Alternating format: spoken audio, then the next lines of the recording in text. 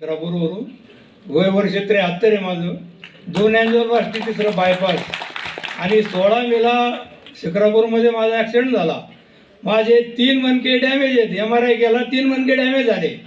त्याच्यानंतर ॲलोपॅथिक डॉक्टरांनी सांगितलं 2 महिने बेड रेस्ट आणि जवळजवळ 10 ते 15 हजाराच्या तुम्हाला गोळ्या खाव्या लागतील झोपून.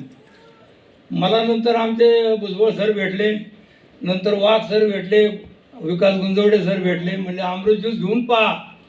आज 2.5 महिन्यामध्ये मी मोटरसायकल चालवतोय बुरुंजवाडी ते शिक्रापूर. आणि जेवणाला 2 दिवस मी कॅम्पला गेलेलो आहे.